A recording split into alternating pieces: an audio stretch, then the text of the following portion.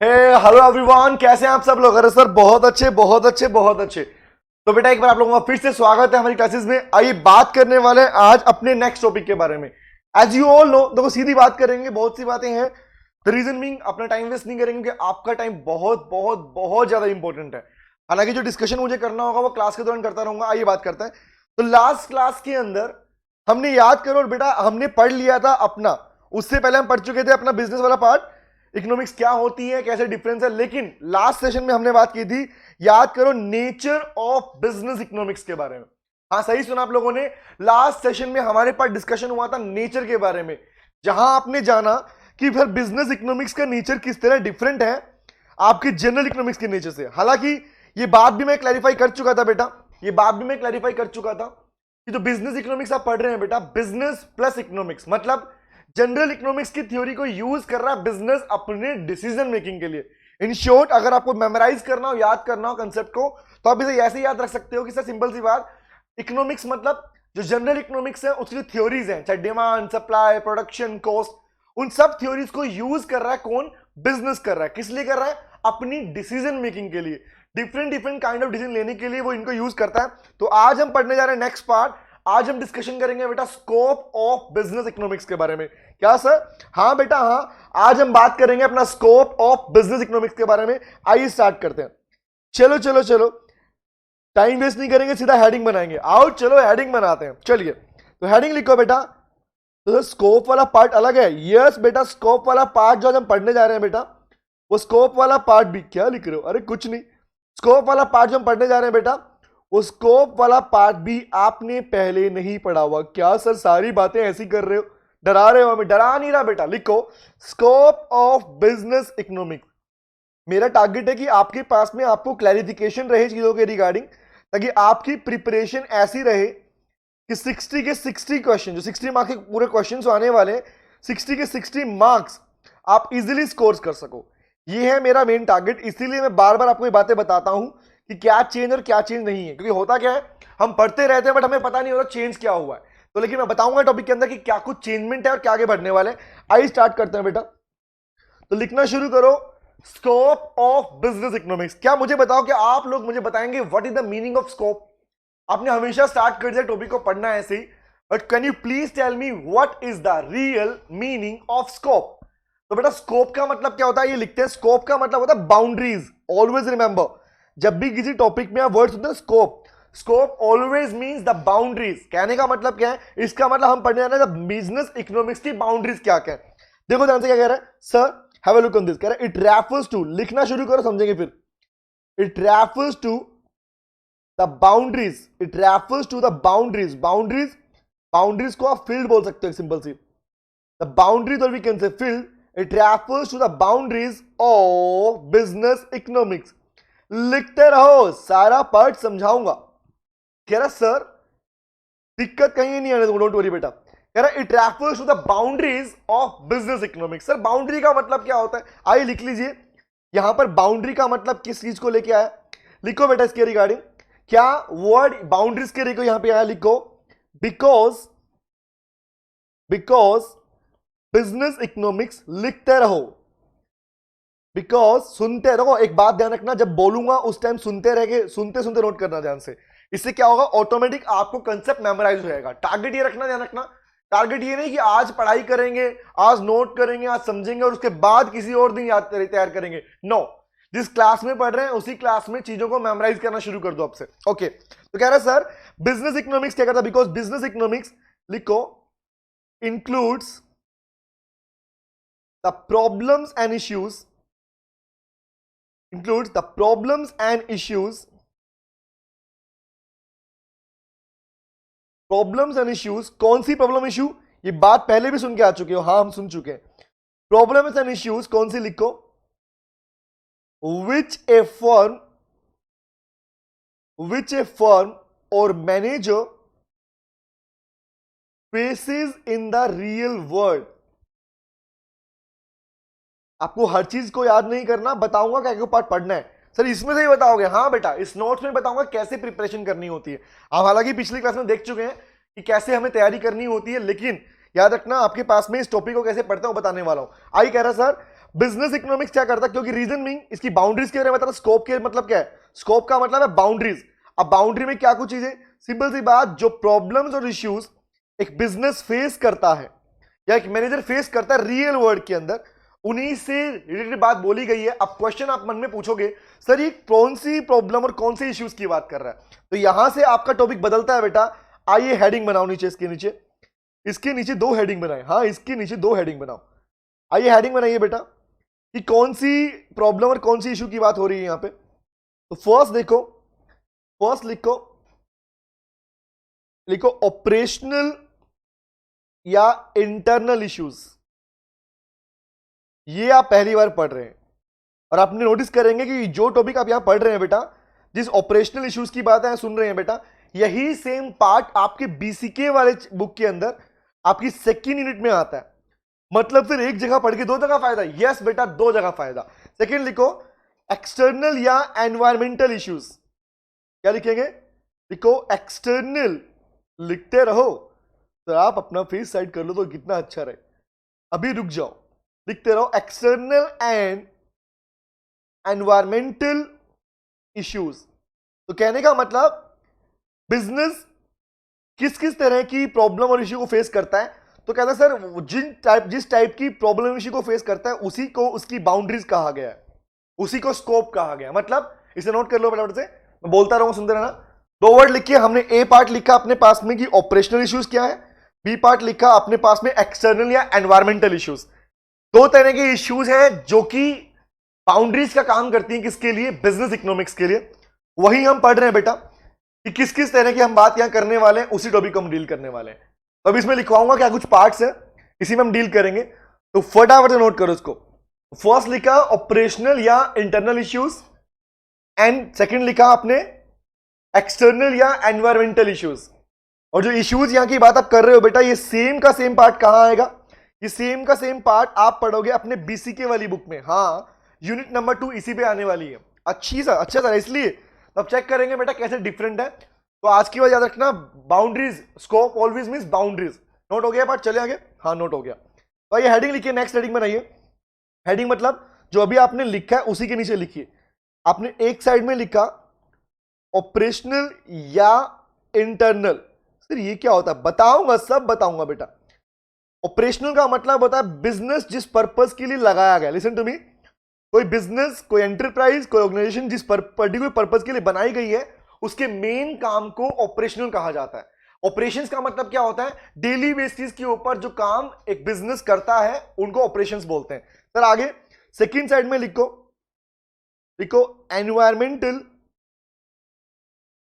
Environmental या external issues. मतलब ऐसे इश्यूज जो इंटरनल पार्ट तो नहीं बनेंगे लेकिन बिजनेस की वर्किंग को अफेक्ट करते हैं। इसीलिए बिजनेस इकोनॉमिक्स के अंदर 2 टाइप की बातें होंगी यहां पे। आइए पहले पढ़ते हैं, इसमें लिखो एग्जांपल के पॉइंट से लिखो। फर्स्ट लिखो, हम लिख रहे हैं, लिखो इन्वेंट्री मैनेजमेंट। इन्वेंट्री मैनेजमेंट, भाई इन्वेंट्री को मैनेज करना भी क्या है, इश्यू का पार्ट है या नहीं, हाँ सर। और आप सीखेंगे इन्वेंट्री का मतलब सिर्फ स्टॉक नहीं होता, अकाउंटिंग सेंस में इन्वेंट्री का मतलब स्टॉक होता है, लेकिन इकोनॉमिक पार्ट में आप जब भी पढ़ेंगे inventory doesn't mean the stock. यहां 3 बातें आएंगी, पढ़ाऊंगा। नेक्स्ट लिखो, सर मतलब बहुत कुछ है पढ़ने को, हाँ बेटा, और इतनी श्योरिटी है बेटा, अगर आप इस पार्ट को डील कर लेंगे जैसे पढ़ा रहा हूं, तो इसके बाद में कभी दिक्कत ये नहीं आएगी कि एग्जाम में आपको कोई क्वेश्चन नहीं आता। ये श्योरिटी है मेरी। थर्ड पे लिखो मार्केटिंग डिसीजंस। थर्ड लिखो प्रोडक्ट पैकिंग। नोट करते रहो, समझाऊंगा पूरा part. Product packing decisions, product की पैकिंग कैसे करनी है, ऐसा डिसीजन। फोर्थ इज, होता है ना भैया, अब मार्केट में डिफरेंट काइंड ऑफ प्रोडक्ट आते हैं। अब एक प्रोड्यूसर सोचेगा यार मैं कैसा लॉन्च करूं कि मैं बाकी से कंपटीशन कर पाऊं, तो सिंपल सी बात, ये डिसीजन लेने में भी क्या करना पड़ता है सर, ये उसका इंटरनल इश्यू बन जाता है। आगे बढ़ते हैं, फोर्थ लिखो factor pricing. Factor pricing decisions. Factor मतलब लैंड, लेबर, कैपिटल, एंटरप्रेन्योर, उनके डिसीजन कैसे लिए जाएंगे। सर समझाओगे, हाँ समझाऊंगा बेटा, नोट करते रहो। नेक्स्ट लिखो चॉइस ऑफ बिजनेस। किस टाइप का बिजनेस करना चाहिए, यह भी एक डिसीजन का पार्ट बनता है एक बिजनेस के लिए। तो ऐसे कोई भी पार्ट जो आप देख पा रहे हैं इन्हें बोलते हैं ऑपरेशनल या इंटरनल इश्यूज। सेकंड साइड लिखो, इसमें लिखो, फर्स्ट लिखते हैं एनवायरमेंटल या एक्सटर्नल इश्यू का मतलब क्या होता है, जो बाहर से हो रहे हैं, मतलब जिसका इंटरनल से रिलेशन नहीं है बट वो फर्म के हो, वो बिजनेस को अफेक्ट करेंगे, बिजनेस की डिसीजन को अफेक्ट करने वाले हैं। फर्स्ट लिखो, जब सोच के बताना, पढ़ते रहो, रीडिंग करते रहो, देखते रहो क्या कुछ बोल रहा हूं। गवर्नमेंट की पॉलिसी बताओ बेटा, गवर्नमेंट की जो पॉलिसी है, गवर्नमेंट कभी टैक्स बढ़ाती है, कभी कम करती है, कोई बाउंडेशन लगाती है, कोई इंप्लीमेंटेशन, बताओ, जवाब दो। क्या गवर्नमेंट की पॉलिसी आपके बिजनेस के डिसीजन को अफेक्ट करेगी नहीं करेगी? करेगी सर। सेकंड लिखो, यस। बताओ कंपटीशन, आप अभी तक जिस मार्केट के राजा थे, आप अभी तक जिस मार्केट के राजा थे, मान लो उस मार्केट में अब एक प्लेयर और आके बैठ गया, वो भी स्ट्रॉन्ग प्लेयर आके बैठ गया, तो क्या कंपटीशन से अफेक्ट नहीं होंगे डिसीजन? होते हैं। चेक करो, जितने भी देखो ना, फ्री इतना % फ्री निकाल दिया, इसके साथ ये फ्री, सुनते हो ना? टूथपेस्ट का ब्रश फ्री आ गया, बिस्किट में 20% एक्स्ट्रा, कैसे हो गया? मार्केट में कॉम्पिटिटर आ गया उसका। थर्ड लिखो, टेक्नोलॉजिकल डिसीजन, टेक्नोलॉजिकल चेंजेस बोल सकते हो इसको आप। टेक्नोलॉजी में चेंज आना भी एक बहुत बड़ा डिसीजन बन जाता है। कोई टेक्नोलॉजी बदलेगी तो आपको भी उसके अकॉर्डिंग बदलना पड़ेगा, वरना आप पीछे रह जाओगे। इसके एग्जांपल मैंने दिया था, याद है, कोडक एंड फ्यूजी फिल्म वाला एग्जांपल दिया था। नेक्स्ट वन लिखो इसमें, टेक्नोलॉजिकल चेंजेस, लीगल चेंजेस। अब भाई आपका बिजनेस किस टाइप का, पार्टनरशिप कर रहे हो, आप कंपनी बना रखी है, तो आपको लीगल फॉर्मेलिटी भी करनी पड़ती है, यस सर। फिफ्थ लिखो, सोशल प्रेशर, सोसाइटी का भी एक प्रेशर ऑटोमेटिक हमेशा बिजनेस पर बना रहता है कि हमें क्या दोगे, क्या हमारे लिए एम्प्लॉयमेंट जनरेशन होगा या नहीं होगा। इस तरह के सारे डिसीजन जो होते हैं उनको कहा जाता है बेटा एक्सटर्नल या एनवायरमेंटल इश्यूज। इसे नोट कर लीजिए, फिर आगे बढ़ते हैं। लोग सर हम काफी कुछ लिख रहे हैं। हाँ बेटा, क्योंकि मैं आपके नोट में वो सारा पार्ट कवर करने वाला हूं जो कि आपके सिलेबस का पार्ट बनता है। दूसरी बात, उसको इस तरह से रिप्रेजेंट करने वाले हैं हम लोग, ताकि आप अगर अपनी प्रिपरेशन करना चाहें, रिवाइज करना चाहें, तो इंस्टेंट क्विकली आप रिवीजन भी अपना स्टार्ट कर सकते हैं एग्जाम टाइम पे। बट मैंने क्या बोला, अभी जो पढ़ रहे हैं उसको क्लास के अंदर ही, उसे क्लास में ही कवर करते चलते रहिए बेटा। अभी जो पढ़ रहे हैं उसे क्लास के अंदर ही कवर करते रहिए, अपने पास मेमोराइज करते रहिए हैंड टू हैंड कि क्या पढ़ रहे हैं। हालांकि बस सुन लेना, याद अपने आप करवा दूंगा मैं। चले आगे, सिर्फ नोट तो करने दो। अच्छा कर लो, नोट कर लो, इसे नोट कीजिए, फिर आगे बढ़ते हैं बेटा। Okay sir, okay okay okay okay okay okay, yes. एक बार अगर स्कोप वाला टॉपिक खत्म हो जाएगा तो हमारा नेक्स्ट पार्ट आएगा बेटा आपकी टाइप्स ऑफ इकोनॉमीज को लेके। सर आपने तो कहा था बिजनेस वाला पार्ट, मैंने बोला ना इकोनॉमिक पॉलिसी को यूज करता है। बताओ भैया बिजनेस भी कहां हो रहा है? क्या बिजनेस आपके पास में, बिजनेस के डिसीजंस क्या आपकी इकोनॉमी के पार्ट नहीं है क्या? इकोनॉमी का मीनिंग सिखा चुका हूं, याद करो। हाँ हम सीख चुके हैं सर, याद आया? तो कंट्री का वो पार्ट जो कि इकोनॉमिक सेंस में, इकोनॉमिक टर्म्स में मेजरमेंट होता है। तो सोचो ध्यान से बेटा, अब डिफरेंट काइंड ऑफ इकोनॉमी है तो डिफरेंट काइंड ऑफ प्रोड्यूसर्स है। एग्जांपल बात करेंगे, यूएस इकोनॉमी की बात करेंगे, चाइना इकोनॉमी की बात करेंगे, रशिया की बात करेंगे, तो मुझे जवाब इंडिया की बात भी हम तो करने ही करने वाले, ऑब्वियस बात। यूएस में एप्पल कंपनी है, हाँ एप्पल, सुनते नोट करते सुनते रहो सर, नोट करते रहो सुनते रहो। यूएस में एप्पल कंपनी है, हाँ सर यूएस में एप्पल कंपनी है। तो एप्पल कंपनी कौन सा प्रोडक्ट बनाएगी, क्या लॉन्च करेगी, कौन सी मशीन लॉन्च करेगी, क्या इसके लिए वो गवर्नमेंट से पूछने जाती है क्या? नहीं सर। बट इंडिया के अंदर आप क्या करोगे क्या नहीं करोगे, ये पार्ट मिक्स पे आता है। हमारी गवर्नमेंट कहती है कि सर ठीक है आप प्रोडक्शन के लिए मशीनें यूज करो, बट अगर, क्या मुझे बताओ, मैगी वाला सीन याद है? जवाब देना, क्या आपको मैगी वाली बातें याद है कि मैगी के साथ क्या हुआ था इंडिया में? हाँ सर, 400 मिलियन पैकेट डिस्ट्रॉय करने पड़े थे उसको। क्यों करने पड़े थे?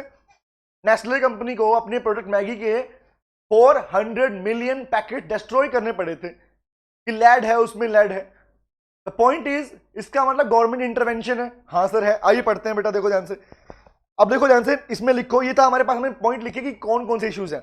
अब देखो सबसे जो इंपॉर्टेंट पार्ट है हम उसको डील करने जा रहे हैं। एग्जाम जो पार्ट आपका आता है इसके ऊपर आता है, लिखना हो, मैं नोट कर रहा हूं। Have a look on this, लिखो बेटा, हेडिंग बनाओ, theories which deals with theories which deals with the operational issues। वो कौन कौन सी थ्योरीज हैं जो ऑपरेशनल इश्यूज को डील करती हैं? मतलब सर देखो, टॉपिक देखो तुम ध्यान से, तुम्हें फीलिंग ये आएगी कि तुम बिजनेस के साथ इकोनॉमिक्स पढ़ रहे हो, और वही फीलिंग चाहिए क्योंकि रीजन बीइंग आपकी बिजनेस इकोनॉमिक्स पढ़ रहे हैं आप। हाँ जी, तो वो कौन कौन सी थ्योरीज हैं बेटा जो आपके पास में बिजनेस के ऑपरेशनल या इंटरनल इश्यूज को डील करती हैं। तो हमने सीखा था, याद करो, हमारे बिजनेस इकोनॉमिक्स का मेन फोकस माइक्रो ब्रांच है। हाँ या ना, पढ़ा था नहीं पढ़ा था? हाँ पढ़ा था हमने। तो बिजनेस इकोनॉमिक्स की मेन ब्रांच अगर माइक्रो इकोनॉमिक्स है, माइक्रो ब्रांच है, जहां हमने पढ़ा था, याद करो, आप पीछे पढ़ चुके हैं नेचर के अंदर कि माइक्रो ब्रांच पार्ट बनती है। आपने सब्जेक्ट मैटर में भी सीखा था पॉइंट आपके पास में। अगर माइक्रो ब्रांच इसका मेन फोकस है तो माइक्रो मतलब इंटरनल पार्ट के लिए बात करेंगे। एक प्रोडक्ट, एक आपने लिखा क्या था? लिखा भी था, याद करो, लिखा था एक प्रोड्यूसर या एक इंडिविजुअल यूनिट अपनी डिसीजन मेकिंग कैसे करेगी। तो क्वेश्चन इज, उसी को मतलब ऑपरेशनल इश्यूज को कैसे टैकल करेगी, इसके लिए थ्योरीज है बेटा। और अब जो लिखवाने जा रहा हूं वही आपके पास में आने वाला नया सिलेबस का पार्ट है। देखो ध्यान से क्या है, नोट करते पहले, समझाऊंगा फिर पूरा पार्ट। तो फर्स्ट लिखो, हमें सर सब कुछ नया दिख रहा है। हाँ बेटा, सब कुछ नया दिखना भी चाहिए। फर्स्ट लिखो, the first theory is demand forecasting. आपकी डिमांड एंड सप्लाई की यूनिट में आपका ये अलग से एक बेहतरीन टॉपिक आएगा, डिमांड फोरकास्टिंग, जिसके बारे में हम कंप्लीट पढ़ेंगे, लेकिन थोड़ा बहुत यहीं जान लेंगे हम। देखो, demand forecasting and demand analysis, तुम लिखते रहो, समझाऊंगा पूरा part. Demand forecasting and demand analysis, ये बनता है इसका पहला थ्योरी वाला पार्ट। तो demand forecasting and demand analysis में पढ़ो ध्यान से क्या होता है, ये थ्योरीज कैसे हेल्प करती है, लिखो। पहले मीनिंग लिखते हैं, what is the meaning of demand forecasting, लिख लो मीनिंग, लिखो बेटा, समझाऊंगा फिर। लिखो, डिमांड फोरकास्टिंग, फोरकास्टिंग का मतलब होता है फ्यूचर को लेके पहले से सोच लेना कि फ्यूचर में क्या हो सकता है। तो लिखो, demand forecasting refers to that tool, refers to that tool, ये जो टूल है, टूल कौन सा, लिखो, ऑफ प्रिडिक्टिंग, द टूल, कौन सा टूल, लिखो, the tool of predicting, yellow से लिखेंगे इसको, the tool of predicting. Predicting का मतलब ये होता है फ्यूचर के बारे में पहले डिसाइड करना। प्रिडिक्टिंग द फ्यूचर डिमांड, लिख लो, समझाऊंगा फिर पूरा part. Predicting the future demand, कैसे लिखो, on the basis of, same meaning आप इसकी यूनिट में पढ़ेंगे बेटा, ऑन द बेसिस ऑफ, लिखो, past behaviour, past behaviour of the demand, demand के पास्ट बिहेवियर के ऊपर जो आपके पास बेस है उसी के, मतलब एग्जांपल, पिछले कुछ सालों में डिमांड कैसी रही। तो मैं आपसे पूछूं, जवाब देना, पिछले कुछ सालों में आपको क्या लगता है बेटा, इंडिया के अंदर जो डिफेंसिव आइटम्स है, एग्जांपल डिफेंसिव गुड्स है, उसकी डिमांड कैसी रही। आप नोटिस करना, लगातार हमारी गवर्नमेंट डिफेंसिव आइटम को परचेज कर रही है, हाँ है ना सर। इंडिया के अंदर पिछले कुछ टाइम के अंदर डिजिटल बेस कैसा रहा, इंडिया के अंदर डिमांड कैसी रही सर, सोचो, अभी बढ़ी है सर। कहने का मतलब पिछले कुछ सालों से डिमांड कैसी रही, उसके अकॉर्डिंग, आज का नहीं, फ्यूचर के बारे में आज ही प्लान कर लेना कि आगे डिमांड बढ़ेगी नहीं बढ़ेगी, इसे बोलते हैं डिमांड फोरकास्टिंग। सेकेंड लिखो, डिमांड एनालिसिस क्या होता है, जो आप पढ़ते हैं डिमांड यूनिट के अंदर, लिखो, इसी में लिखो, अभी इसी का पार्ट लिख रहा हूं, ये फर्स्ट लिखा हमने ये वाला, अब ये लिख रहे हैं, लिखो, डिमांड एनालिसिस किसको बोलते हैं, लिखो, demand analysis includes, demand analysis includes, or you can say deals with, या study लिख लो, demand analysis, लिखो, येलो से लिखते हैं, studies the determinants of demand। याद आया, आप समझ में आया कि क्यों टॉपिक में पार्ट है।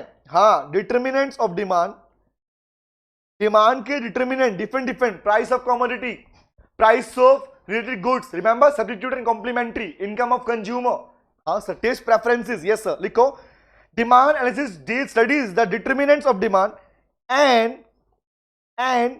the nature of consumer preferences। भाई कंज्यूमर को क्या चाहिए, कंज्यूमर की प्रेफरेंस क्या है, ये जानना एक बिजनेस के लिए सबसे बड़ी बात होती है।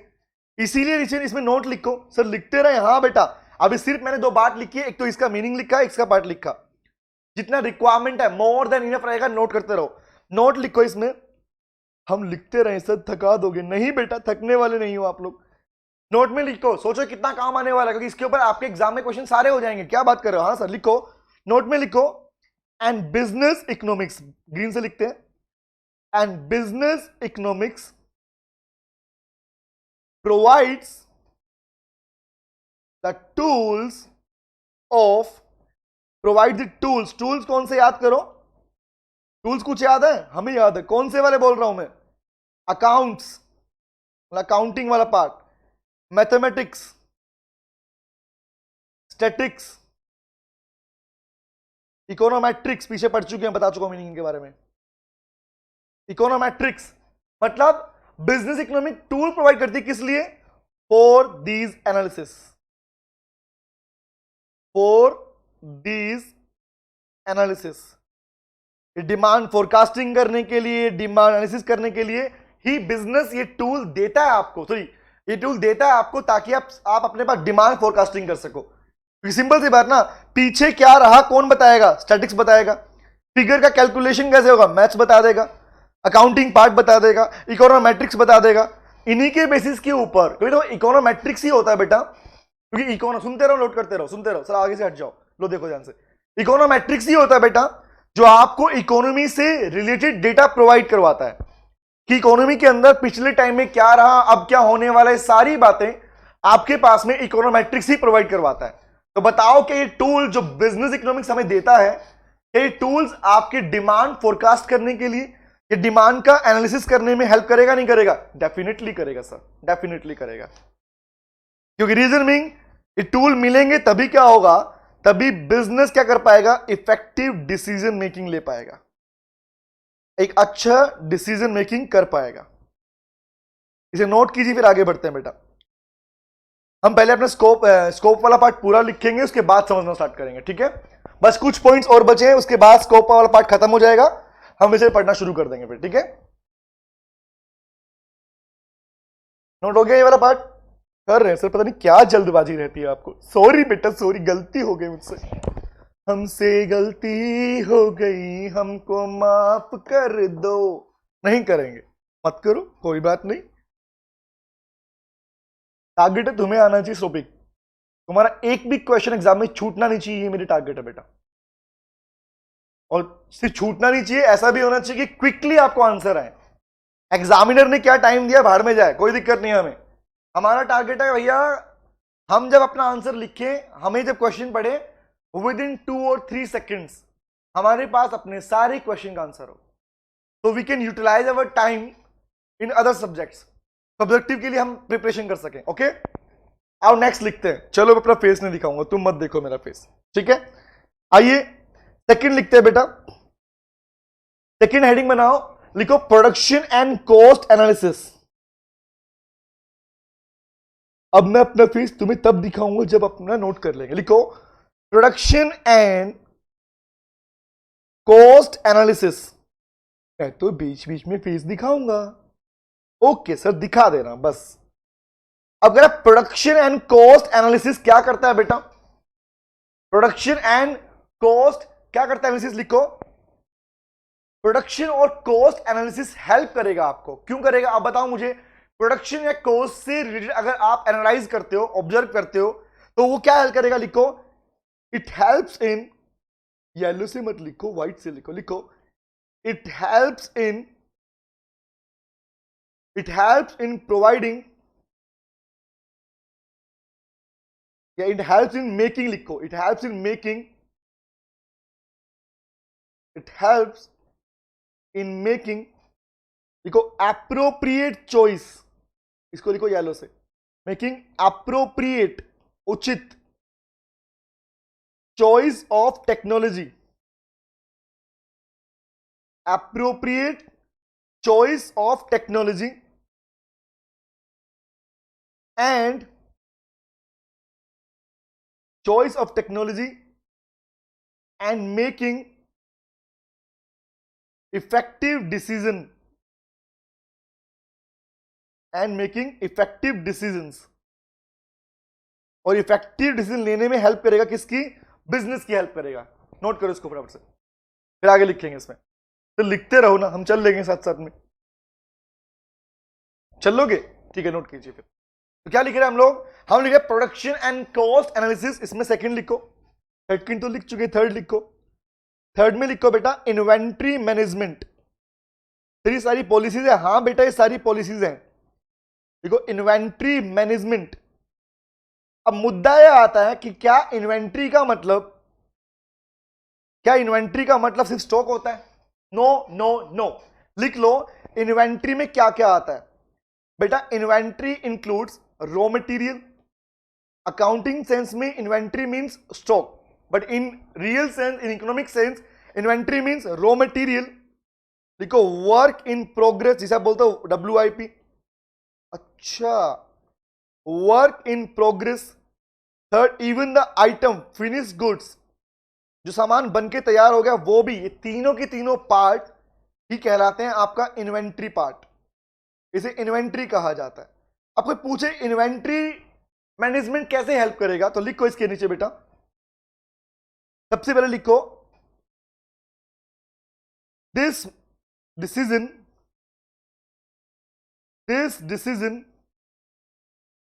affects the profitability. This decision affects the profitability for a business. किसी बिजनेस की प्रॉफिटेबिलिटी अफेक्ट होती है। मुझे बताओ ना बेटा, अगर आपने प्रॉपर तरीके से अपने रॉ मटेरियल को मैनेज नहीं किया, वर्क इन प्रोग्रेस को मैनेज नहीं किया, बने हुए सामान को मैनेज नहीं किया, एग्जांपल के लिए बोलो ज्यादा अमाउंट में रॉ मटेरियल मंगवा लिया, या ज्यादा वर्क इन प्रोग्रेस रखा हुआ आपके पास में, या ज्यादा सामान बना के रख लिया, बिक नहीं रहा आपका, जवाब दो मुझे, क्या ये आपको नुकसान नहीं देगा? नुकसान देगा। इस चीज को मैनेज करना भी जरूरी है। आइए लिखते हैं। अब इसके लिए क्या होता है, प्रॉफिटेबिलिटी को अफेक्ट करता है, इसीलिए क्या लिखते हैं, लिखो एंड बिजनेस इकोनॉमिक्स। बस लिखने वाला काम खत्म करने वाला है, लिखा business economics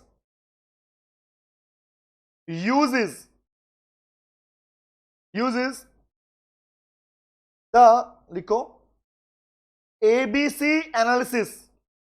please please please, exam में क्वेश्चन आया हुआ है कि बताइए आपका बिजनेस इकोनॉमिक्स आपकी इन्वेंट्री मैनेजमेंट के लिए कौन सी टेक्निक को यूज करता है। नाम है ABC एनालिसिस। ABC का मतलब प्रायोरिटी पे क्या है, क्या आपको सामान ए मतलब एक ए बोलते हैं कि फर्स्ट कैटेगरी में फर्स्ट प्रायोरिटी पे क्या है, उसके बाद सेकंड प्रायोरिटी पे क्या है, थर्ड प्रायोरिटी पे क्या है, ABC बोलते हैं इसको। जैसे आप बोलते हो ना मोस्ट इंपॉर्टेंट क्वेश्चन और आपका नॉर्मल क्वेश्चन, ऐसे इसको बोलते हैं ABC एनालिसिस। लिखो ABC analysis for inventory management. For किस लिए करता है? Inventory management. इन्वेंट्री को मैनेज करने के लिए और प्रॉफिटेबिलिटी अफेक्ट ना हो, इसके लिए आपका बिजनेस यूज करता है किसको? ABC एनालिसिस को। नोट करो इसको, फिर आगे बढ़ते हैं। नेक्स्ट है आपके पास में रिस्क एनालिसिस। बताओ सोचो, क्या ये सारा पार्ट नया नहीं पढ़ रहे आप लोग? यस। तो क्या मैंने गलत कहा था स्टार्टिंग में कि बिजनेस इकोनॉमिक्स इज डिफरेंट? नहीं सर, आपने सही कहा था, समझ में आ रहा है। नोट करो जल्दी, फिर आगे बढ़ते हैं। Next is called risk analysis. अब रिस्क एनालिसिस क्या हेल्प करेगा आपको? वो हेल्प करेगा आपको आपके प्लान्स को फॉर्मुलेट करने के लिए। किस बेस के ऊपर? पास्ट के डेटा के बेस के ऊपर, करंट इंफॉर्मेशन के बेस के ऊपर, फ्यूचर प्रेडिक्ट। सर आप लिखवा देना, ऐसे मत बोलो। ये नोट करो, फिर आगे बढ़ते हैं बेटा। ओके ओके ओके, हम नोट करेंगे फिर हम सीखेंगे ये पार्ट। हाँ, यस यस यस, चले बेटा चले। ओके आइए, तो नेक्स्ट लिखते हैं, फोर्थ लिखो बेटा। The fourth is risk analysis. Risk analysis में लिखो, रिस्क एनालिसिस वाली जो थ्योरी है वो भी हेल्प करती है। किस लिए? अब भाई आपको पता है फ्यूचर में रिस्क हो सकता है, क्या बोलोगे? लिखो इट हेल्प्स इन, लिखो it helps in formulating providing नहीं, लिखो फॉर्मुलेटिंग। What is formulating? बनाने को बोलते हैं, फ्रेम करने को बोलते हैं। Formulating the future plans. एक बिजनेस अपने फ्यूचर प्लान्स रेडी करेगा अगर उसको पता होगा कि फ्यूचर में कितना रिस्क है। अब आपको कैसे पता है? तो नीचे लिखो, क्योंकि आप प्लान्स फॉर्मुलेट करोगे किसके ऊपर? लिखो ऑन द बेसिस ऑफ, आप मतलब business, on the basis of तीन बातें लिखो, पास्ट डेटा, सेकेंड लिखो करंट इंफॉर्मेशन। पास्ट के डेटा आपको हेल्प करेगा? हाँ करेगा सर। करंट की इंफॉर्मेशन हेल्प करेगी? करेगी सर। और फ्यूचर के रिगार्डिंग जो प्रिडिक्शन है वो हेल्प नहीं करेगी क्या? वो भी तो हेल्प करेगी। Future for, we can say future prediction, future में क्या हो सकता है वो भी हेल्प करेगा? नहीं करेगा? करेगा सर। ये हमारा है फोर्थ पॉइंट, नोट कर लो इसको। फिफ्थ लिख लो, साथ में लिखते रहो। द फिफ्थ इज कॉल्ड, लिखो कैपिटल एंड इन्वेस्टमेंट। क्या लिखा? कैपिटल एंड को किसी और कलर में लिख लो, कैपिटल एंड इन्वेस्टमेंट डिसीजन। भैया आपके पास अगर पैसा है तो कहां इन्वेस्ट करोगे बताओ? Being a businessman, being a factory चला रहे हो, कॉर्पोरेट सेक्टर में हो, तो आप अपने पैसे को कैसे इन्वेस्ट करोगे? लिखो। अब ये थ्योरी क्या हेल्प करेगी? नोट करते रहो, सुनते रहो, नोट करते रहो, बाकी नोट करते रहो ताकि आपको टाइम बचे। This theory helps in making cost effective investment decision. लिखो क्या? पहला लिखो, हेल्प्स इन मेकिंग, तो जादू लग रहा है हमें, हाँ जादू ही है। कॉस्ट इफेक्टिव, कि कम से कम कॉस्ट लगे ऐसी इन्वेस्टमेंट के लिए, cost effective investment decisions. Next लिखो, इसके अंदर लाइन और लिखो, कह रहा सर अब बिजनेस इकोनॉमिक्स क्या करता है? बिजनेस इकोनॉमिक्स आपकी यूज करता है इन थ्योरीज को, क्यों? Provide scientific criteria for choice of investment. ये आप पढ़ चुके हो, बिजनेस इन्वेस्टमेंट डील करता है, याद करो, नॉर्मेटिव साइंस को। याद आया? मतलब क्या कि भैया क्या होना चाहिए और क्या कर सकते हो, तो क्या करता है business economics? Provides an effective approach, एक ऐसा तरीका देगा आपको, इसके लिए for effective investment decision. Effective investment decision के लिए आपको इफेक्टिव पॉलिसीज अप्रोच प्रोवाइड करवाता है, एंड दैट्स इट। ये आपका पार्ट है ऑपरेशनल थ्योरीज का। इसे आप नोट कर सकते हैं बेटा फटाफट से, इसे आप नोट कर सकते हैं, क्योंकि रीजन बीइंग जो आपका मैक्रो इकोनॉमिक फैक्टर है, जिसे आप एनवायरमेंटल फैक्टर बोलते हो, उसके रिगार्डिंग मैं स्टार्टिंग में बता दूंगा क्या लिखा हो वहां पे। ठीक है, जो स्टार्टिंग में नोट कर चुके हैं वहीं पे समझा दूंगा। ठीक है, मेनली जो पार्ट बनता है वो बनता है ये वाला पार्ट जो हमने नोट किया अभी। इसी पे एग्जाम में क्वेश्चन पूछे गए हैं और इसी पे एग्जाम में क्वेश्चन आएंगे, तो आप फटाफट से इसे नोट कर लो ताकि हम आगे, सर आप आगे से हट जाओ, लो बेटा लो, तुमने कहा तुम्हारी बात टाल सकता हूं मैं। इसे नोट कीजिए, फिर आगे बढ़ते हैं बेटा। आगे मतलब अब लिखने वाला पार्ट खत्म कर चुके हैं, अब हम इसे समझना शुरू करने वाले हैं। हम समझ गए सर, क्या लिखते लिखते कोई आइडिया लगा? खुद से क्वेश्चन पूछो, क्या नोट करते करते कुछ आइडियाज आपको लगा कि क्या लिख रहे हैं, क्या पॉइंट मेंशन कर रहे हैं? हाँ या ना? हाँ। क्या आप जानते हैं स्कोप के बाद नेक्स्ट क्लास में जो टॉपिक पढ़ाऊंगा आपको, ये पढ़ाने के बाद में, ये समझाने के बाद में, सॉरी, वो पार्ट आपने सुना है और आप कहोगे सर हमें अब अपनी पुरानी इकोनॉमिक्स से याद आ रही है। ठीक है, लेकिन हमें यहां बहुत मजा आ रहा है क्योंकि ये टॉपिक हमारे लिए एकदम न्यू है, क्योंकि इसके बाद आपकी इस यूनिट में पार्ट बच जाता है बेटा बेसिक प्रॉब्लम्स वाला, जहां आप बात करते हो what to produce, how to produce, for whom to produce की, जहां बात करते हो what to produce, how to produce, for whom to produce, and the growth purpose के लिए क्या कुछ रिसोर्सेज वाली बात करते हो, इकोनॉमीज की टाइप्स की बात करते हो, लेकिन उसको पढ़ने का तरीका थोड़ा डिफरेंट करेंगे हम लोग। हम नोट मेकिंग करेंगे अपने पास में कि जिसके अकॉर्डिंग हमारे क्वेश्चंस हो सके। मेन टारगेट इज कंसेप्ट समझ में आ जाए, सेकंड टारगेट इज क्वेश्चन ना छूटे हमसे कोई भी। ठीक है, ओके, चल सकता हूं आगे? नोट हो गया? ओके, आगे बढ़ते हैं। आगे मतलब पीछे आओ। अब मैं शुरू करने जा रहा हूं बेटा आपके पास में आपका स्कोप वाला पार्ट, अब सभी बच्चे पूरे फोकस से जो बोलूंगा उसे सुनेंगे और समझेंगे ध्यान से, ठीक है? आप बस सुन लो, समझा अपने आप दूंगा। हम लास्ट क्लास में अपना नेचर वाला पार्ट कर चुके थे, जिसके इतने जो राउंड राउंड दिख रहे हैं वहीं के रिगार्डिंग है। अब हम बात करने वाले हैं अब अपने स्कोप के बारे में। इट इज थर्ड क्लास या आपकी तीसरी क्लास है बेटा, ठीक है? सेकंड क्लास में नेचर की बात की थी, फर्स्ट क्लास में इंट्रोडक्शन की बात की और सब्जेक्ट मैटर की बात की थी, ठीक है? अगर आपने क्लास नहीं देखी है तो डेफिनेटली वो क्लास जरूर देखिएगा। हाँ सर, थर्ड पे आता हूं क्योंकि सीक्वेंस में चल रहा हूं मैं आपके पास, ठीक है? Listen to me. Sir sir sir मैंने बोला हाँ हाँ हाँ। बोले एक बात बताओ सर, ये स्कोप ऑफ बिजनेस इकोनॉमिक्स होता क्या है? बहुत बार बहुत सालों से वर्ड सुनते आ रहे हैं, स्कोप स्कोप स्कोप। ये स्कोप क्या है? क्या ये दूर ऐसे दूर से जो चांद तारे दिखते वो स्कोप है? नहीं बेटा, ये वो स्कोप नहीं है। ये कौन सा स्कोप है? आइए पढ़ते हैं। इकोनॉमिक्स के अंदर स्कोप का मतलब आज के बाद याद रखना, इट मींस द बाउंड्रीज और फील्ड। मतलब किसी भी पर्टिकुलर थ्योरी की बाउंड्रीज होती हैं, वो बाउंड्री जिसमें वो बंधा होता है, जिसकी लिमिट्स होती हैं, दैट इज कॉल्ड स्कोप कहते हैं उसमें। तो पॉइंट आता है बिजनेस इकोनॉमिक्स के क्या कुछ बाउंड्रीज हैं। तो क्या बोला? बिजनेस इकोनॉमिक्स इंक्लूड करता है प्रॉब्लम्स एंड इश्यूज। कौन सी प्रॉब्लम और कौन से इश्यूज लिखा हुआ है? विच ए फर्म और manager faces in the real world.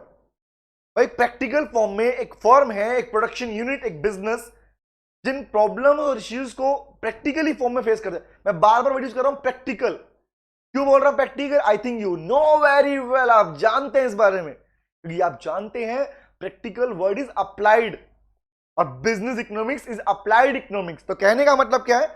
Jin problem और इश्यू को एक बिजनेस, एक फर्म, एक मैनेजर रियलिटी में फेस करता है कि हाँ भाई ये दिक्कतें आ रही हैं, उन्हें कहा जाता है, those problems and issues are known as the scope of business economics.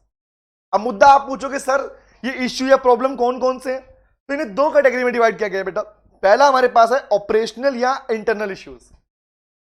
Operations का मतलब होता है कि एक बिजनेस अपने डेली बेसिस के ऊपर, डे टू डे बेसिस के ऊपर जिन काम को करता है, या इसको ऐसे बोल सकते हैं कि बिजनेस के अंदर होने वाले चेंजेस, बिजनेस के अंदर डे टू डे बेसिस के ऊपर आने वाली प्रॉब्लम्स, आने वाले मुद्दे, इश्यूज जो होते हैं। कभी एग्जांपल, कभी लेबर बोल रही है कि हम तो स्ट्राइक पे जाएंगे, कभी मशीन खराब हो गई, रिमेंबर, कभी एम्प्लॉइज का इंक्रीमेंट नहीं बढ़ा, कभी क्लाइंट के पास सामान नहीं पहुंचा, रिमेंबर, कभी शॉर्ट सर्किट हो गया, व्हाट इज दिस। कभी दिक्कत है कि भैया मार्केट में कौन सा प्रोडक्ट लॉन्च करें, फैक्ट्री को कितनी वेजेस दूं ना दूं। ये सारी जो प्रॉब्लम एंड इश्यूज हैं बेटा, इन्हीं को ऑपरेशनल कहा जाता है। चेक करो, देखो रट्टा मत मारो। मैंने हमेशा बोला इकोनॉमिक्स रट्टा मारने का सब्जेक्ट है ही नहीं। थिंक अबाउट वंस, एक बार सोच के देखो, दिल पे हाथ रखो, सोच के देखो, अगर आप किसी बिजनेस के अंदर किसी कंपनी में बैठे हैं और अगर आपको मैं बॉस की पोस्ट पे बिठा दूं, अगर आपको मैं एक टॉप पोस्ट पे बिठा दूं, जवाब देना, सोच के देखो कि आपको क्या लगता है कि बिजनेस में कैसे कैसी प्रॉब्लम्स आती होंगी। कभी एम्प्लॉइज टाइम पे नहीं है, एब्सेंटीज में है, सर एम्प्लॉय छोड़ के जा रहे हैं, काम प्रॉपर टाइम पे नहीं हो रहा, लोग टाइम पास कर, व्हाट इज दिस। होंगी या नहीं होंगी? मेरा सामान बन चुका, मार्केटिंग करनी है, मार्केटिंग के लिए कौन सा तरीका यूज करूं? हाँ या ना, यस और नो? इन्हीं को कहते हैं ऑपरेशनल इश्यूज। दूसरा आता है कि ऑपरेशनल इश्यूज बिजनेस ऑर्गेनाइजेशन के अंदर क्रिएट होते हैं, उसके लिए भी बिजनेस इकोनॉमिक्स यूज करता थ्योरीज को। But point number 2, what is the meaning of external या एनवायरमेंटल इश्यूज? एनवायरमेंटल इश्यूज को ही एक्सटर्नल इश्यू कहा जाता है और इंटरनल को ही ऑपरेशनल कहा जाता है। इसका मतलब यह होता है बेटा कि आपका बिजनेस इंटरनली नहीं, आउटसाइड से अफेक्ट हो रहा है। एग्जांपल, सप्लायर्स टाइम पे माल सप्लाई नहीं कर रहा तो क्या होगा? गवर्नमेंट ने अपने पॉलिसीज में चेंज करे। पॉलिसी मतलब गवर्नमेंट की revenue and expenditure policy. Government कह रही है टैक्स बढ़ाऊंगी, किसी को कभी बैन कर दिया, किसी पे टैक्स लगा दिया। What is this? This all kinds of things are known as external part. Government internal नहीं है, एक्सटर्नल पार्ट कहलाएगा बिजनेस के लिए। दूसरी बात और बात कर लेते हैं। सर सोसाइटी जो है वो कहती है यार हमारे पास में, अब मुझे बताओ, आप जब किसी फैक्ट्री को लगाओगे, काम करोगे, तो आसपास के एनवायरनमेंट में कुछ तो अफेक्ट पड़ेगा ना। चाहे आपका पोल्यूशन का अफेक्ट हो, चाहे साउंड नॉइज पोल्यूशन हो, कोई भी एग्जांपल अफेक्ट हो, तो वो भी डिमांड करेगा, प्रेशर रहेगा हमेशा कि ऐसा मत करो, वैसा मत करो। हाँ है ना? तो कहने का मतलब क्या है? इन्हीं को कहा जाता है एक्सटर्नल इश्यूज, इन्हीं को कहा जाता है इंटरनल इश्यूज। तो इन्हीं को पढ़ लेते क्या लिखा हुआ है, आइए बात करते हैं। सबसे ज्यादा इंपॉर्टेंट जो पार्ट हमें लेके चलना है वो ये वाला पार्ट है। दिस इज मोस्ट इंपॉर्टेंट, लिख लो इसके ऊपर। The first part is known as operational या इसी को कहते हैं इंटरनल इश्यूज। पढ़े इसको, पहले पढ़ते हैं। तो इंटरनल आई थिंक आइडिया आपको लग चुका है, हाँ हमें आइडिया लग चुका है, पढ़ लेते हैं। क्या कह रहा है पहला, देखो कह रहा है, पहला कह रहा है इन्वेंट्री मैनेजमेंट। अब इन्वेंट्री के लिए क्या लिखा हमने, आगे लिख लिया सर रॉ इन्वेंट्री मतलब raw material, work in progress, final goods. Work in progress मतलब ना कच्चा है और ना बन के तैयार हुआ, उसे बोलते हैं वर्क इन प्रोग्रेस। कहने का मतलब अब इन्वेंट्री को मैनेज कैसे करेगा सर, एग्जांपल के लिए मार्केटिंग के डिसीजन क्या होगा, मार्केटिंग मतलब मार्केटिंग के डिसीजन, सामान को देखो मार्केटिंग, लिसन टू मी, आप हमेशा पढ़ते हैं मार्केटिंग सेलिंग से पहले का पार्ट होता है। आपने सामान बना दिया, एक प्रोड्यूसर ने सामान बना दिया, एक बिजनेस ने सामान बना दिया, सामान बन गया है, प्रोडक्शन हो चुका है, पर प्रोडक्शन के बाद और बिकने से पहले, सेल होने से पहले जो पार्ट चाहिए होता है वो चाहिए होता है मार्केटिंग। तो किस तरह की मार्केट की जाए कि कम से कम खर्चा लग जाए, मार्केटिंग कॉस्ट भी ना बढ़े और ज्यादा से ज्यादा रीच मिल जाए। भाई अगर मैं मैक्सिमम कस्टमर तक पहुंच पाया, इसका मतलब मेरी मार्केटिंग डिसीजन स्ट्रॉन्ग है।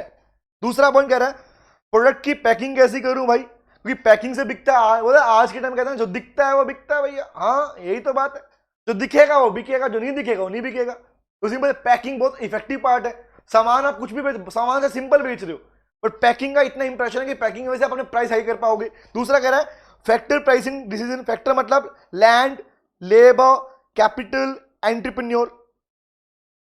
भैया सिंपल सी बात, ये जो लोग हैं लैंड के बदले रेंट, कैपिटल के बदले इंटरेस्ट, लेबर को चाहिए वेजेस, रिमेंबर एंटरप्रेन्योर को प्रॉफिट चाहिए। तो ये जो डिसीजंस हैं कि इनके प्राइस कितने कितने होने चाहिए, ये भी तो एक बिजनेस का इंटरनल मैटर है नहीं है सर। आगे कह रहा है चॉइस ऑफ बिजनेस, कि मैं कौन कौन सा बिजनेस करूं। आप देखते हैं ना बहुत सारी कंपनी अपने बिजनेस को चेंज करती रहती है, कभी कुछ बना रही कभी कुछ बना रही। What is this choice of business, market की रिक्वायरमेंट के अकॉर्डिंग वो खुद को बदल रहे हैं लगातार, हाँ है ना, यस सर। तो कहने का मतलब ये सारे का सारा पार्ट क्या रहता है, इन्हीं को बोलते हैं ऑपरेशनल या इंटरनल इश्यूज कहते हैं। इज इट क्लियर बेटा, समझ में आ गया, हाँ है ना, बोलो बोलो बोलो बोलो बोलो, क्लियर है, समझ में आ गया। दूसरा कह रहा है, हालांकि इसके बारे में भी आगे पढ़ने वाले हैं, यहां देखो क्या लिखा हुआ है। कह रहा फर्स्ट देखो ध्यान से, कह रहा भैया एनवायरमेंटल या एक्सटर्नल इशू का मतलब क्या होता है। इसका मतलब ये होता है बेटा, इसका मतलब ये होता है, देखो ध्यान से, थोड़ा कलर चेंज कर देते इसका हमारे पास में, देखो ध्यान से। इसका मतलब ये होता है बेटा कि बाहर से एक्सटर्नल फैक्टर मतलब बिजनेस के बाहर से कौन कौन से ऐसे फैक्टर्स हैं जो आपके बिजनेस की डिसीजन को अफेक्ट करते हैं। तो सबसे पहला क्या आता है, गवर्नमेंट की पॉलिसीज। बताओ गवर्नमेंट की जो टैक्सेशन पॉलिसी है क्या वो अफेक्ट नहीं करेगी। मैं पूछूंगा, रिप्लाई करना, सोचना ध्यान से बात को, आप सोचना मैं रिप्लाई कर दूंगा, लिसन टू मी। मुझे बताओ, आपको पता होगा प्रोडक्शन पे मैन्युफैक्चरिंग पे लगने वाले टैक्स को बोलते हैं एक्साइज टैक्स। क्या बोलते हैं, एक्साइज बोलते हैं। एक्साइज का मतलब वो नहीं है एक्सपोर्ट इंपोर्ट पे नहीं लगता, excise tax is for the manufacturing बेटा, याद रहेगा, हाँ जी, वो कस्टम होता है। अब मुझे बताओ अगर प्रोडक्शन के ऊपर गवर्नमेंट ने टैक्स बढ़ा दिया, अगर एक्साइज टैक्स बढ़ा दिया मतलब गवर्नमेंट की पॉलिसी है। गवर्नमेंट की पॉलिसी किसी बिजनेस की इंटरनल पॉलिसी नहीं होती, नहीं होती सर, हाँ है ना, यस सर। अब मुझे बताओ, लिसन टू मी, अगर गवर्नमेंट ने अपने टैक्स को इंक्रीज कर दिया मतलब एक्साइज को बढ़ा दिया, तो क्या इस टैक्स के बढ़ाने की वजह से जो प्रोड्यूसर अपनी मैन्युफैक्चरिंग कर रहे हैं क्या उनका कॉस्ट ऑफ प्रोडक्शन नहीं बढ़ेगा क्या। सोचो, थिंक एक बार, सिंग दिल में कह रहा हूं, दिल पे सोचो, तुम हो प्रोड्यूसर, मिलेगा दिल से जवाब। बीइंग ए प्रोड्यूसर, अगर गवर्नमेंट ने टैक्स बढ़ा दिया तो आपका कॉस्ट ऑफ प्रोडक्शन ज्यादा बैठेगा, क्योंकि टैक्स बढ़ चुका है, अब प्राइस बढ़ाओगे, सिंपल सी बात। अब मुझे बताओ क्या ये आपके डिसीजन को अफेक्ट नहीं करेगा, करेगा सर। इसका मतलब चाहे गवर्नमेंट की पॉलिसी हो, चाहे मार्केट में आया कॉम्पिटिटर, कॉम्पिटिशन बढ़ेगा तो होगा क्या, खर्चा लगेगा आपका, या तो मार्केटिंग ज्यादा करनी पड़ेगी या फिर क्या करना पड़ेगा, अपने सामान का प्राइस डाउन करना पड़ेगा। तो कॉम्पिटिशन भी क्या करता है, अफेक्ट करता है। थर्ड कह रहा है टेक्नोलॉजिकल चेंजेस, कहते हैं भैया वक्त के साथ जो नहीं बदलता ना, ध्यान रखना, एक लाइन बोलते हैं बिजनेस वो वाला जो वक्त के साथ नहीं बदलता वो बिजनेस ही नहीं रहता, मतलब वो रहेगा ही नहीं, सिंपल सी बात। अगर वक्त के साथ बिजनेस ने खुद को चेंज नहीं किया, इसे बोलते हैं डायनेमिक, बोलते हैं डायनेमिक नेचर, बोलते हैं चेंज के साथ चेंज होना। अब मार्केट में न्यू टेक्नोलॉजी आ चुकी है और आप आज भी उसी पुरानी टेक्नोलॉजी को यूज कर रहे हो, जिसे बोलते हैं आउटडेटेड टेक्नोलॉजी यूज कर रहे हो, तो भैया इससे आपका डिसीजन अफेक्ट होगा या नहीं होगा, होगा। आगे पढ़ो, कह रहा है लीगल चेंजेस, भैया टाइमली बेसिस के ऊपर आप पर लीगल जो फटकार है वो भी लगती रहती है। क्या आपने बोला, जैसा पढ़ते हो आप अपने पास लो का पार्ट पढ़ते हो, लो में क्या पढ़ते हो, लो में यही तो पढ़ते हो। क्या पढ़ते हो, किसी एग्जांपल के लिए मान लो इंडिया में कोई भी ऐसी ऑर्गेनाइजेशन जिसमें 50 से ऊपर मेंबर अगर हो जाते हैं तो उसे कंपनी में कन्वर्ट करना पड़ेगा। अब भैया लो भाई, बिना बात की बात आ गई, टर्नओवर बढ़ेगा तो करना पड़ेगा। What is this? All the things are called legal changes.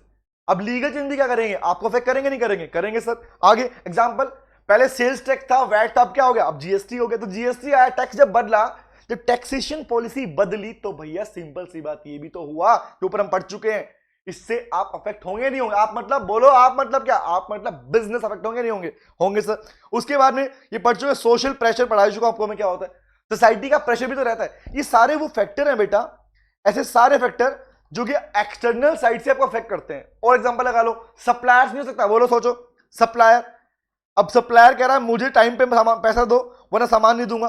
Customer नहीं होता क्या? हाँ होता है। तो कस्टमर क्या इंटरनल पार्ट है? नहीं सर। सप्लाई इंटरनल पार्ट है? नहीं सर। तो कहने का मतलब क्या हुआ बेटा, कि वो सारे फैक्टर्स हैं जो फर्म के डिसीजन को अफेक्ट करते हैं। और यही आप पढ़ चुके हो, याद करो, इन्हीं को कहा जाता है मैक्रो इकोनॉमिक वेरिएबल्स। याद करो क्या होता है, इन्हीं को आप बोलते हो बेटा मैक्रो इकोनॉमिक वेरिएबल्स। या हाँ या ना? यस सर, हमें याद है। आगे बात करते हैं, लिसन टू मी। अब पढ़ने जा रहे हैं इसके रिगार्डिंग जो हमने यहां लिखा बेटा, ऑपरेशनल पार्ट जो हमने लिखा, इसी को हम पढ़ने जा रहे हैं। आइए स्टार्ट करते हैं। चले, तो सिंपल सी बात, ऑपरेशनल वाला पार्ट ही आपके लिए मोस्ट इंपॉर्टेंट पार्ट है, इसी को आपको पढ़ना है। आइए स्टार्ट करते हैं, देखो ध्यान से। अब मुद्दा यह आता है, इस पे लिख लो very very very very very important. Reason भी हम पढ़ रहे हैं theories deals with the operational issues, क्योंकि अब एग्जामिनर आपसे क्वेश्चन यहां से पूछता है और एग्जाम में डेफिनेटली इस पे क्वेश्चन आएगा ही आएगा। एक नहीं बोल रहा, दो भी आ सकते, तीन भी क्वेश्चन आ सकते हैं इसके ऊपर, आ सकते हैं, आएंगे, ध्यान रखना। अब मुझे बताओ, आपने अभी पढ़ा कि एनवायरमेंटल इश्यूज है, आपने भी पढ़ा ऑपरेशनल इश्यूज है। अब क्वेश्चन मेरा ये है कि अगर ऑपरेशनल इश्यूज हैं तो एक बिजनेस उन्हें कैसे डील करेगा? क्या बिजनेस के पास कोई थ्योरीज हैं? तो बिजनेस के पास थ्योरीज नहीं है, हमारी बिजनेस इकोनॉमिक्स में वो थ्योरीज हैं जो बिजनेस को हेल्प करेगा। रिपीट कर रहा हूं, बिजनेस के पास थ्योरीज नहीं है, हमारे बिजनेस इकोनॉमिक्स में वो थ्योरीज हैं जो उस बिजनेस को हेल्प करेगा उसके ऑपरेशनल इश्यूज को डील करने में, उसके ऑपरेशनल इश्यूज को आसान बनाने में। उन्हीं की हम बात करते हैं। आइए पढ़ते हैं वन बाय वन, स्टार्ट करते हैं। अब जो पढ़ोगे यही पार्ट आपके सिलेबस का बाकी रिमेनिंग पार्ट है, मतलब इन पे यूनिट पढ़ती है। ये टॉपिक आप आगे पढ़ोगे, डिटेल में पढ़ोगे अपने पास में। आप आगे जैसे हम मीनिंग पढ़ाऊंगा ना डिमांड फोरकास्टिंग, तो आगे वर्ड आएगा कि डिमांड फोरकास्टिंग की कौन सी टेक्निक्स हैं, कौन कौन सी टेक्निक यूज की जाती है वर्ड वाइड बेसिस के ऊपर। सिलेबस का पार्ट है, हाँ ये आपके सिलेबस का पार्ट है।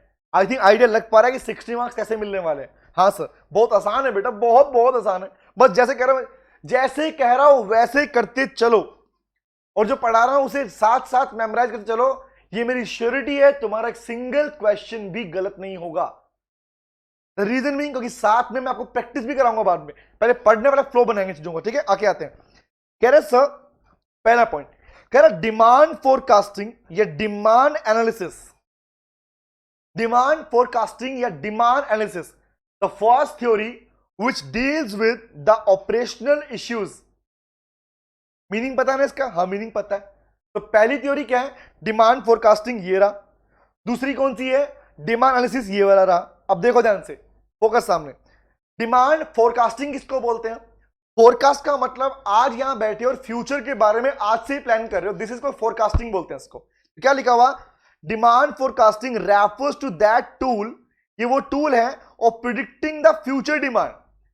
प्रिडिक्शन का मतलब भी होता है आगे को लेके अभी से सोच लेना फ्यूचर के रिगार्डिंग। मतलब एक बात बताओ, आज एक बिजनेस की फ्यूचर में कितनी डिमांड होगी मुझे बताओ, मैं कितना सामान और बेच पाऊंगा, मुझे कैसे पता?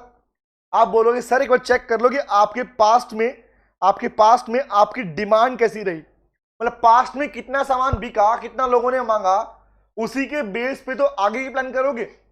हाँ है ना सच? यस और नो? Yes sir, exactly. इसी को बोलता है डिमांड फोरकास्टिंग। रिपीट कर रहा हूं, demand forecasting is that tool, वो तरीका है, वो सिस्टमेटिक मैनर है जो आपको हेल्प करता है प्रिडिक्शन में कि भैया फ्यूचर में कितनी डिमांड होगी। पास्ट बिहेवियर को देखते हुए आप अगर उसका आइडिया लगा लेते हो, this particular kind of theory is known as demand forecasting. And ये डिमांड फोरकास्टिंग बनने वाला है हमारा बहुत ज्यादा इंपॉर्टेंट पार्ट। चलें आगे आते हैं। यहां तक क्लियर है? मतलब मुझे एक बात बताओ, क्या डिमांड फोरकास्टिंग की हेल्प से बिजनेस अपने फ्यूचर की डिमांड को एक्सपेक्ट कर पाएंगे, नहीं कर पाएंगे? कर पाएंगे सर। दूसरा मुझे बताओ, डिमांड एनालिसिस क्या होता है? It studies the determinants. आपने पढ़ते ना फैक्टर अफेक्टिंग डिमांड, याद है? फैक्टर अफेक्टिंग डिमांड, ये कंज्यूमर का प्रेफरेंस कैसा रहेगा, कंज्यूमर क्या परचेज करेगा नहीं करेगा। बताओ क्या कंज्यूमर की इनकम, रिप्लाई करना जो पूछ रहा हूं, कि कंज्यूमर की इनकम कितनी है जहां पर, जिस एरिया में आप बैठे हो सामान बना के बेच रहे हो, कंज्यूमर की इनकम कितनी है? क्या ये बात ये डिसाइड नहीं करेगी क्या कि कंज्यूमर का टेस्ट प्रेफरेंस कैसा रहेगा? जवाब दो। कंज्यूमर क्या खरीदेगा क्या नहीं खरीदेगा, मतलब कंज्यूमर का प्रेफरेंस क्या रहेगा? क्या इस बात का डिसीजन इससे नहीं होगा क्या कि कंज्यूमर की इनकम कितनी है? और कंज्यूमर की इनकम कितनी है, क्या इस बेस पे आप ये डिसाइड नहीं कर पाते क्या कि हम प्राइस कितना रखें अपना? सोचो ना, एक ऐसा एरिया जहां पर लोगों को 2 वक्त का खाने का सामान ना मिले, सोचो एग्जांपल, ऐसा है नहीं, सोनो ध्यान से। एक ऐसा एरिया जहां पर किसी पर्सन को 2 वक्त का खाने का सामान ना मिले, बेटा सोचना ध्यान से, और वहां पर आप बोलो भैया मैं तो पिज्जा का बिजनेस लगाऊंगा, बताओ मुझे, मैं तो लग्जरी कारें बेचूंगा यहां पर, क्या बिकेगा क्या? नहीं सर, क्या बात करो, मजाक चल रहा है क्या? नहीं ना। इसका मतलब क्या हुआ? इसका मतलब यह हुआ बेटा, इसी का मतलब यह हुआ कि सर डिमांड एनालिसिस हेल्प करता है क्योंकि वो स्टडी करता है डिटरमिनेंट्स को, जो मैं भी पढ़ाऊंगा आपको। कैसे पढ़ाऊंगा? अब पढ़ाने का पैटर्न थोड़ा डिफरेंट तरीके से पढ़ेंगे। डिटरमिनेंट्स को, कौन से डिटरमिनेंट को? डिमांड की डिटरमिनेंट्स, कि जैसी क्या डिमांड कैसी है, सप्लाई करने वाला फैक्टर कौन कौन से हैं। तो कहने का मतलब this particular kind of theory, ये वाली और ये वाली, ये हेल्प करते हैं बिजनेस को ये जानने के लिए कि भैया फ्यूचर में किन चीजों की डिमांड होगी और उनका आइटम कितना बिकेगा नहीं बिकेगा। हाँ है ना? Yes sir. इसका मतलब क्या है कि जो दिक्कत थी कि सामान कैसा बनाऊं, क्या प्राइस रखूं, वो चीज जो कि ऑपरेशन इश्यू बनता है, वो कहीं ना कहीं ये हेल्प करता है ठीक करने के लिए। Is it clear? यस और नो? समझ में आ गया सर?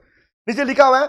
और बिजनेस इकोनॉमिक्स क्या करता है? बिजनेस इकोनॉमिक्स प्रोवाइड करता है ये सारे tools, accounts, maths, stat, econometrics, किस लिए करता है? ताकि आप लोग इन सारे एनालिसिस को कर सको। एनालिसिस का मतलब क्या है? फिगर्स, डेटा निकालोगे, डेटा निकालोगे कि पास्ट में डिमांड कैसी रही, रिमेंबर क्या सामान पर कितने अकाउंट नंबर में, तो नंबर्स का मतलब क्या है? क्वांटिटेटिव टूल, जिन्हें आप बोलते हो accounts, mathematics, stat, econometrics etcetera. याद रहेगा आपको पॉइंट?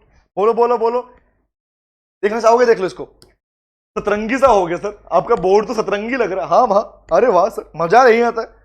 जवाब दो, क्या ये आपको पहला पॉइंट याद रहेगा या नहीं रहेगा? सर ये तो हमारे जहन में बैठ चुका है, निकलने का नाम भी नहीं लेगा। समझ में आ गया? आगे चल सकते हैं? चलो आगे बढ़ते हैं। ओके चलिए, फिर भी आपको कोई डाउट रहे बेटा तो आप नीचे स्क्रॉल नीचे देख पा रहे हैं, इस पे किसी भी टाइप का डाउट या क्वेरीज आपको हो, you can WhatsApp, please don't call, इस पे सिर्फ व्हाट्सअप करना। ओके ठीक है सर, देखो ध्यान से, कह रहा सेकंड पे आते हैं, कह रहा प्रोडक्शन एंड कॉस्ट एनालिसिस। जवाब दो, क्या प्रोडक्शन और कॉस्ट एनालिसिस भी हेल्प नहीं करता? अगर आप अपने प्रोडक्शन के बारे में, अपनी कॉस्ट के बारे में as a businessman, as a producer अगर एनालाइज कर लो तो क्या हेल्प करेगा? रिसेंट में लिखा हुआ है, it helps in making appropriate choice of technology. अब बताओ, आप कह रहे हो भैया मेरा प्रोडक्शन तो डाउन जा रहा है, मैं टेंशन में आ गया, मैं टेंशन में आ गया, मैं टेंशन में आ गया। भाई प्रोडक्शन डाउन जा रहा है तो एक बार चेक कर लो क्यों डाउन जा रहा है, क्योंकि प्रोडक्शन का एनालिसिस करने की वजह से आपको समझ में आएगा कि क्या आपकी टेक्नोलॉजी पुरानी है, क्या हो सकता है पुरानी मशीनें यूज कर रहे हो, या सुनो कॉस्ट देख लो कि आपकी कॉस्ट ज्यादा तो नहीं बैठ रही इसलिए प्रॉफिट नहीं हो रहा आपको। तो कहने का मतलब है प्रोडक्शन और कॉस्ट एनालिसिस हेल्प करता है किस चीज में सर? इफेक्टिव डिसीजन मेकिंग लेने में बिजनेस को। Is it clear? Okay sir, याद रखना इनको सिंगल सिंगल याद करना है। कभी सोचो कि ठीक है एनी 3 एनी 4 याद कर ले, ना ना ना, अगर ऐसा होता तो मैं आपको सिंगल सिंगल पॉइंट नहीं पढ़ा रहा होता। यहाँ पे सिंगल सिंगल याद करना, रीजन मीन क्योंकि सिंगल सिंगल इसलिए एग्जामिनर ने पूछ लिया, बताओ विच theory does not deals with the operational issues, पूछता है question, which theory does not deals with the operational issues, क्या लिख के आओगे बताना मुझे? सोचो, जब आपको इन सबके नाम पता होगा, आपको पता ये तो करती है, इनके अलावा नहीं होगी तो क्या करोगे? वो नहीं करती है, याद रहेगा। इसलिए चलो आगे आते हैं। थर्ड कहता है inventory management the most important. क्या बोला भैया? एग्जाम में क्वेश्चन आ चुका है, इससे ध्यान रखना। एग्जाम में पूछा गया था, बताओ भैया इन्वेंट्री मैनेजमेंट तो कौन सी थ्योरी डील करती है बिजनेस इकोनॉमिक्स की? Answer is ABC analysis. होता क्या है बेटा, इन्वेंट्री में तीन चीजें होती है, raw material, work in progress और फाइनल गुड्स। जवाब दो, कोई प्रोड्यूसर इनकी कितनी कितनी क्वांटिटी मेंटेन रखे। मैं कितना रॉ मटेरियल रखूं, मैं कितना वर्क इन प्रोग्रेस रखूं, मैं कितनी फिनिश गुड्स रखूं। जवाब दो, अगर इनको हद से, रिक्वायरमेंट से ज्यादा, अगर आपने, लिसन टू मी, अगर आपने इन्वेंट्री मैनेजमेंट नहीं करना सीखा, आपको मैनेज करना नहीं आता कितना रखना चाहिए, तो बताओ क्या ये आपके प्रॉफिट को कम करेगी नहीं करेगी? क्योंकि सिंपल सी बात ना बेटा, इसका जितना ज्यादा पार्ट एडिशनल में रखोगे, ध्यान रखना, that will be straightly called broke of capital. आपका पैसा पूरी तरह ब्लॉक हो जा रहा है ना? पैसा लगा हुआ है ना, फ्री में तो नहीं आया सामान, नहीं आया ना बेटा। तो फ्री में नहीं आया मतलब क्या है? मतलब ये हुआ कि पैसा ब्लॉक हो गया बेटा, पैसा ब्लॉक हो गया। जब पैसा ब्लॉक हो जाएगा तो सिंपल सी बात, ये ऑटोमेटिकली क्या करेगा, आपकी बिजनेस की प्रॉफिटेबिलिटी, या आप जो प्रॉफिट कमाते हो उसको गिरा देगा, अफेक्ट करेगा। हाँ या ना, करेगा नहीं करेगा? इसीलिए बिजनेस इकोनॉमिक्स ने एक थ्योरी दी है। वो थ्योरी क्या दी है? बोला भैया एबीसी एनालिसिस यूज करो। बिजनेसेस को एबीसी एनालिसिस यूज करना चाहिए। किसके लिए? कि किसकी रिक्वायरमेंट सबसे ज्यादा है। अगर डिमांड आ चुकी है, सामान बना बनाया चाहिए, तो फाइनल गुड्स एक्स्ट्रा रखो। अगर लगता है भैया डिमांड है ही नहीं, तो रॉ मटेरियल कम रखो। हाँ है ना? वर्किंग प्रोग्रेस में लगाओ ही मत। What is this? इसका मतलब ये होता है कितनी अमाउंट के अंदर ये चीजें मेंटेन की जाए, तीनों आइटम्स। इसीलिए एबीसी एनालिसिस यूज किया। एबीसी मतलब first category, A B C, पहले कौन सा, सेकंड कौन सा, थर्ड कौन सा, याद रहेगा? ओके, आगे आते हैं। चलो फोर्थ पे आते हैं, रिस्क एनालिसिस। बस खत्म होने वाला टॉपिक, बस 2 पॉइंट्स बचे हैं, फिर खत्म, बस ये क्लास यहीं खत्म कर देंगे। ओके, सुनो बात ध्यान से। रिस्क एनालिसिस क्या होता है? अब मुझे बताओ, एक बिजनेस अगर रिस्क को लेके एनालाइज नहीं करेगा, अब आप बोलोगे सर रिस्क का एनालिसिस कैसे किया जाता है? हमें कैसे, एक बिजनेस को कैसे पता कि फ्यूचर में क्या रिस्क हो सकता है? ध्यान रखना, रिस्क एनालिसिस बहुत ज्यादा इंपॉर्टेंट पार्ट बनता है। रीजन बीइंग, पास्ट के डेटा को देखते हुए, पास्ट में क्या कुछ एक्सपीरियंस रहा आपका, सर करंट इंफॉर्मेशन, अभी आप बिजनेस के पास कौन कौन सी इंफॉर्मेशन है मार्केट को लेके, सर फ्यूचर के लेकर क्या प्रिडिक्शन कर चुके हो, क्या फोरकास्टिंग कर चुके हो आप। ये तीनों चीजें, पास्ट का, प्रेजेंट का, फ्यूचर का, इन तीनों का एस्टिमेशन आपको रिस्क से बचाता है। हाँ या ना? सोचो, मैं जो आपको कर रहा हूं, इसका मतलब है बिजनेस, इसका मतलब बिजनेस है, इसका मतलब समझ में आया? हाँ तो आया। इसका मतलब तीनों की तीनों आपको हेल्प करते हैं, बिजनेस को हेल्प करते हैं रिस्क एनालिसिस करने में। क्योंकि रीजन बीइंग, जब रिस्क को एनालाइज कर पाओगे तभी बिजनेस अच्छी फ्यूचर प्लान बना पाएगा। यस और नो? क्योंकि इसी में रीजन बीइंग, इसी के बेस पर अच्छे फ्यूचर प्लान बनाए जाएंगे, अदरवाइज आप अफेक्ट हो जाओगे। आपने फ्यूचर को प्रिडिक्ट ही नहीं किया तो क्या होगा बताना मुझे? वही होगा जो बहुत सारी कंपनियों के साथ हुआ। Black and white TV instant बदल गया, चेक करो। ब्लैक एंड व्हाइट टीवी, अच्छा एक टाइम पे ब्लैक एंड व्हाइट टीवी चलते थे, कलर टीवी का नाम भी नहीं था। जैसे कंपनी ने लॉन्च किया, इंपैक्ट क्या हुआ समझ में आया? क्या हुआ? एमआई कंपनी, अच्छा चाइनीज कंपनी का नाम मत लो, अरे नहीं लूंगा, एग्जांपल समझ लेंगे ध्यान से। एमआई कंपनी ने इंस्टेंट लॉन्च किया तो बाकी मार्केट पिटी नहीं पिटी? क्योंकि एमआई ने बोला सस्ता बेचूंगा, डायरेक्टली बेचूंगा। हुआ क्या?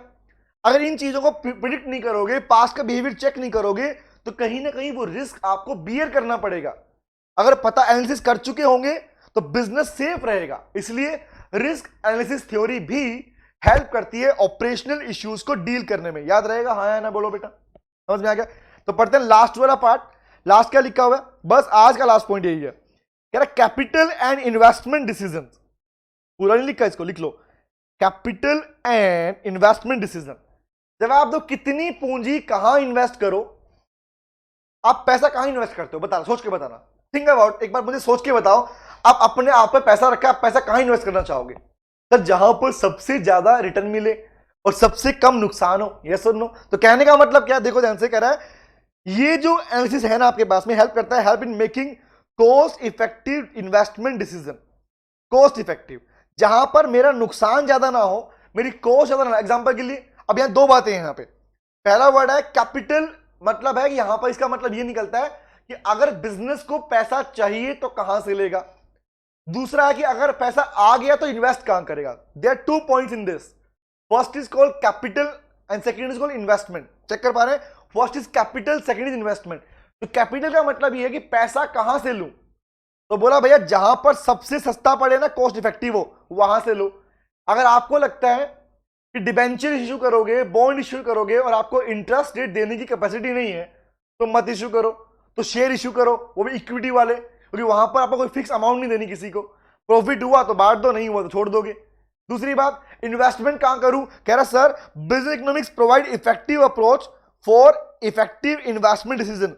ये इफेक्टिव इन्वेस्टमेंट डिसीजन के एग्जांपल के लिए मान लो एक बिजनेस पूछ रहा है कि कहां पर इन्वेस्टमेंट करूं, तो क्या बोलोगे? जहां पर सबसे ज्यादा रिटर्न मिले। कहेगा पहले एनालाइज कर लो एनालिसिस कर लो कि आपके पास रिटर्न ऑन इन्वेस्टमेंट किस टाइप की इन्वेस्टमेंट पे सबसे ज्यादा रिटर्न मिल रही है। क्या मशीन में पैसा लगा दूं या किसी कंपनी में पैसा लगा दूं? हाँ है ना। इसका मतलब capital and investment decisions analysis भी हेल्प करता है। किसको हेल्प करता है? सर आपके पास में आपके ऑपरेशनल इश्यूज को डील करने में, एंड दैट्स इट। बट यही पॉइंट था बेटा। कोई डाउट अगर होगा तो आप मुझे ड्रॉप कर दीजिएगा। हम इतना ही पढ़ने वाले इस क्लास के अंदर।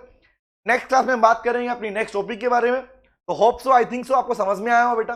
फिर भी कोई दिक्कत आएगी तो I am always there for you. ठीक है बेटा, मिलते हैं नेक्स्ट क्लास में। Thank you very much, take care, see you, bye bye bye bye.